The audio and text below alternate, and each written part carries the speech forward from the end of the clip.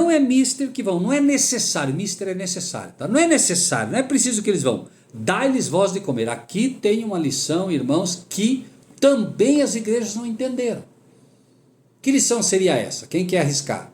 Jesus disse para os discípulos, olha, vamos lá comprar pão, então, dai-lhes voz de comer. Porque ele já tinha aprendido, irmãos. Ele andava com o mestre, vendo os milagres. E daí eles poderiam muito bem alimentar também a multidão. Eu vejo assim. Uhum. Mas eu quero que vocês vão mais fundo nisso. Eles podiam alimentar a multidão de quê? Da palavra de Deus. Muito bem. E aí, como é que nós vamos ver? Porque veja, se Jesus diz, dá-lhes voz de comer, o que o diabo vai falar? Não dê de comer a eles. E aí as igrejas o que fazem hoje? Vamos lá buscar um pregador lá aquele pregador lá que é muito bom, aquele pregador lá, nossa, ele vem aqui, ele enche a igreja. Dá-lhes voz de comer.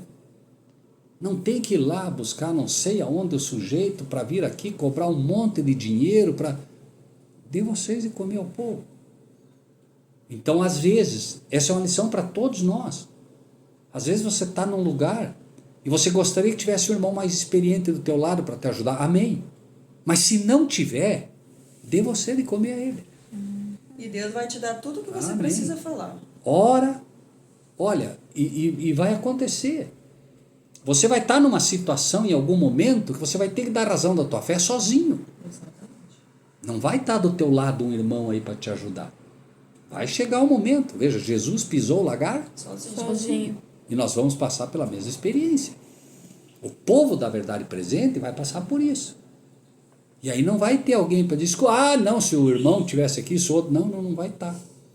Por isso é preciso que a gente se prepare e também tá lá sempre. Por isso tem que se alimentar da palavra. Porque você não sabe, daqui a pouco senta do teu lado alguém. Como é que você vai falar da palavra se você não se alimentou? Como é que você vai alimentar o outro se você não se alimentou? Né? A boca fala, O coração está cheio. o coração só vai estar cheio se você encher ele da palavra. É verdade.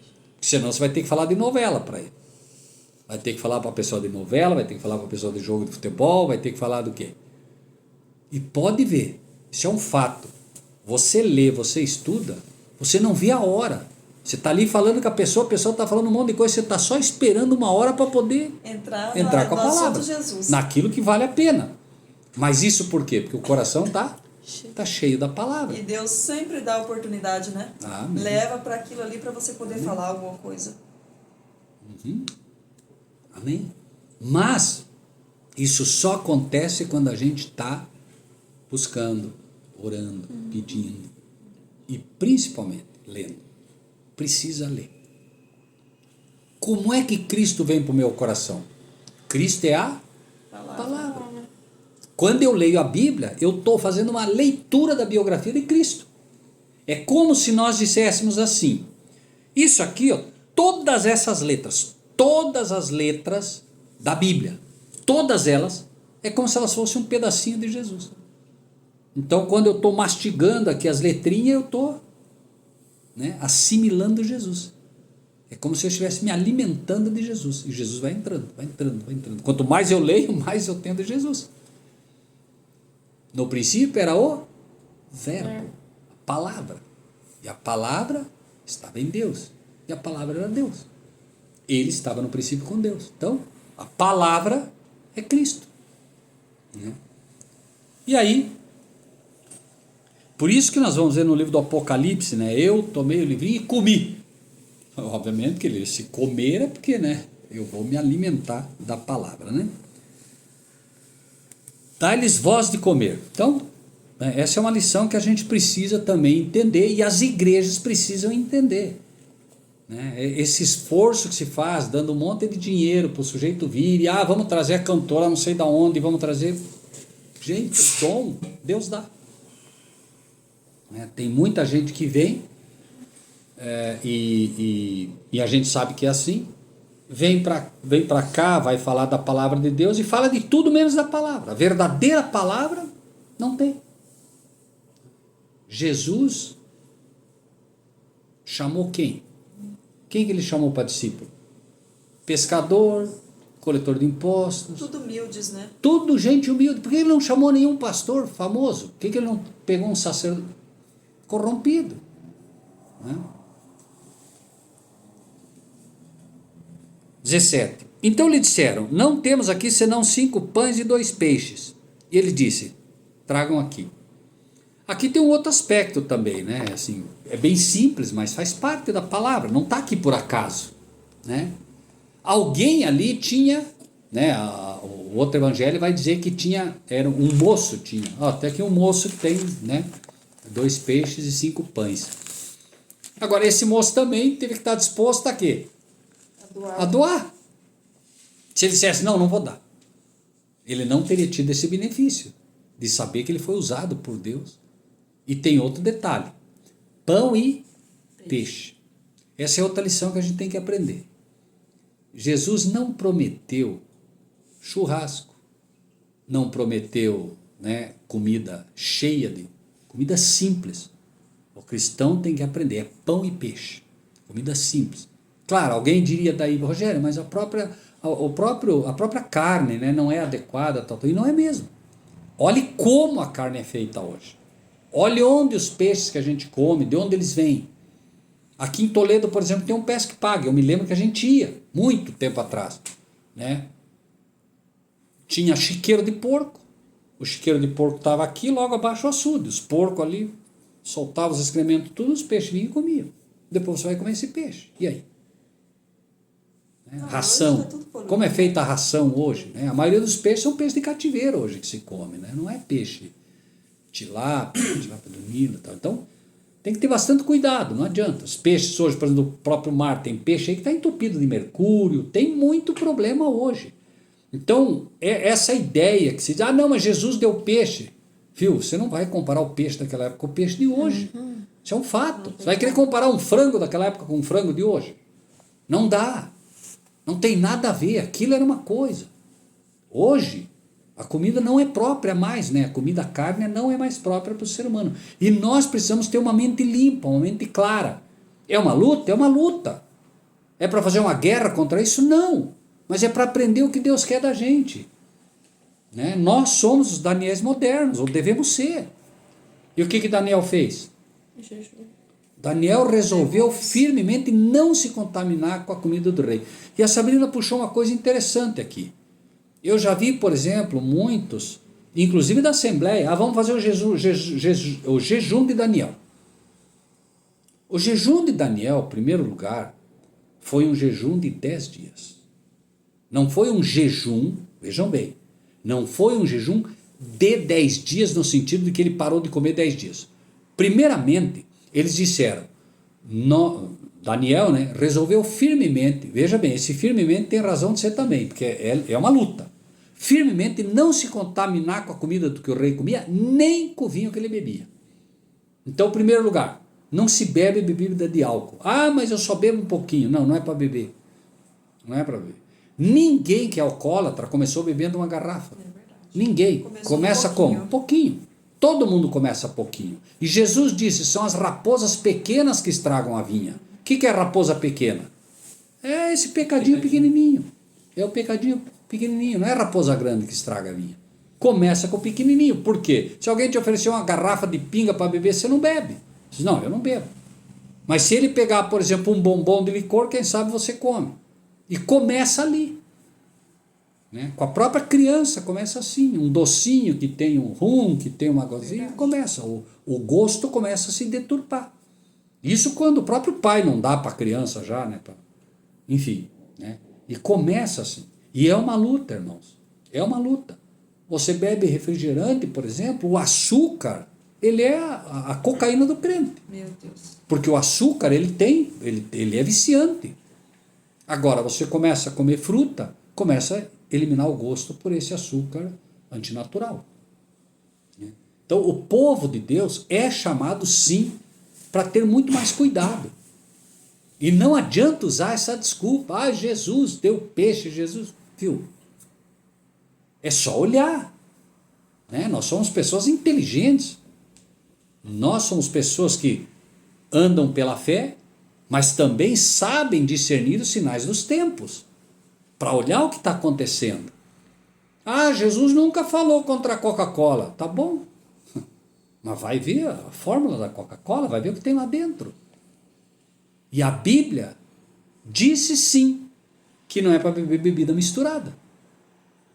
Vai lá ver a mistura que tem lá dentro. Aquilo é um coquetel explosivo lá de... Enfim, né? Então, a Bíblia, ela vai no âmago da questão, ela vai no centro das coisas para mostrar para a gente, né, o que pode, o que não pode, o que é bom e o que não é, né? Então, 19.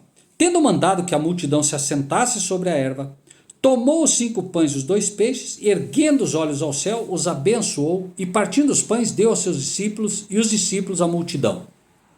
Interessante também. As lições, eu sou eu não sei nem se esse seria o termo certo, né? Mas eu sou incômodo para os anjos, porque eu leio essas coisas e digo, Senhor, mas por que assim? Por que está exatamente assim? Por que foi feito exatamente assim?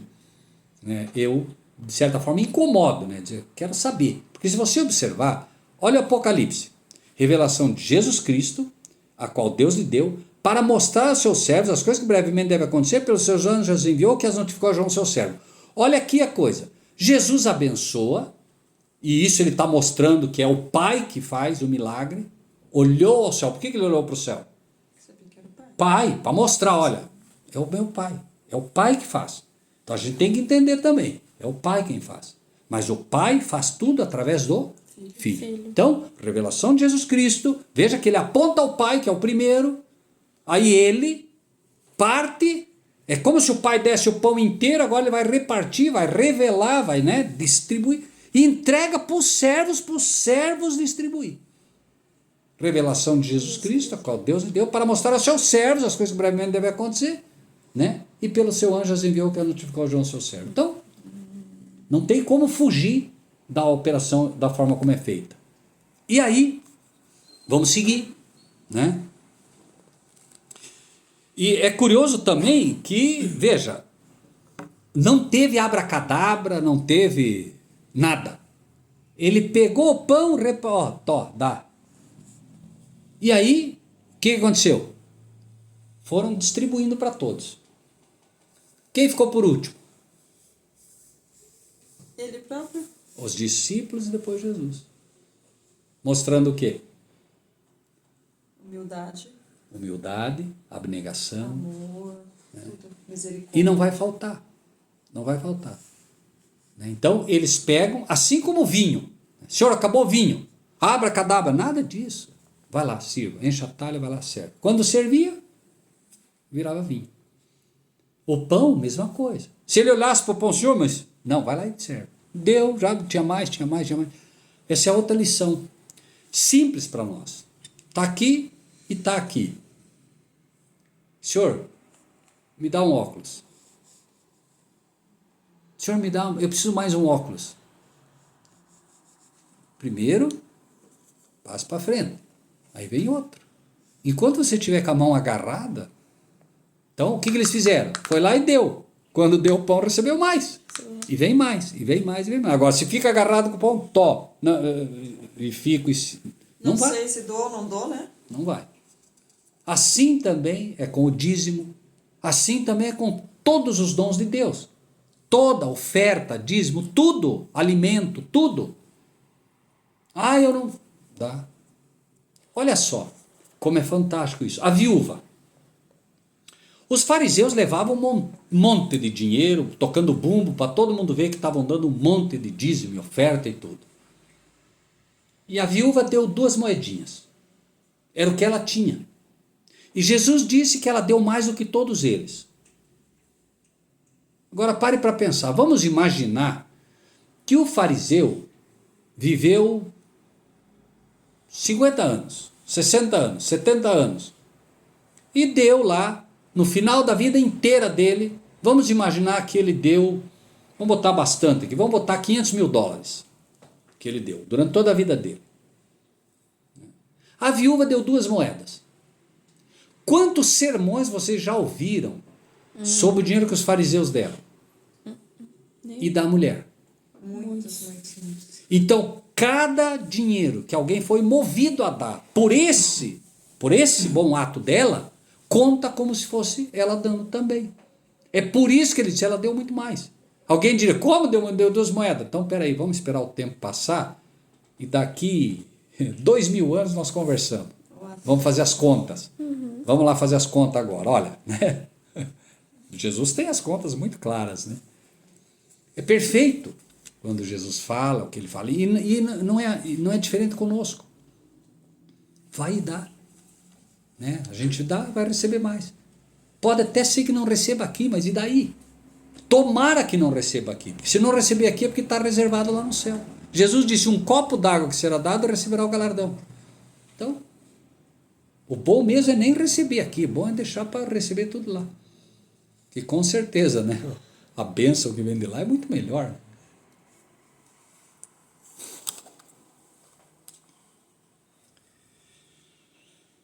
Tendo mandado que a multidão se assentasse sobre a erva, tomou os 5 pães e os 2 peixes, e erguendo os olhos ao céu, os abençoou, e partindo os pães, deu aos discípulos, e os discípulos à multidão. Veja aqui a mesma regra, né, do Apocalipse, né? Jesus. Então, e eles, obviamente, veja, note aqui, ó, não diz que ele pegou, abençoou e comeu. Não, diz partiu o pão, deu aos discípulos, e os discípulos à multidão. Depois é que eles foram comer, mostrando exatamente isso, né? A abnegação, né? Eu não sei quantos de vocês já viram a Santa Ceia real. A Santa Ceia correta é assim, né? O pastor quebra o primeiro pão como um exemplo de que Cristo, né, partiu o pão, e aí dá para o ancião e o ancião vai distribuir. Depois, por último, é o ancião, já viram isso não? Sim. Depois, por último, o ancião e aí o pastor. Por quê? Porque esse é o exemplo de Cristo. É como foi feito a nossa aquele dia, né, irmão? Exatamente. Perfeito. Exatamente, né? Versículo 20. Comeram todos e saciaram-se, e levantaram dos pedaços que sobraram 11 cestos cheios. 12. 12.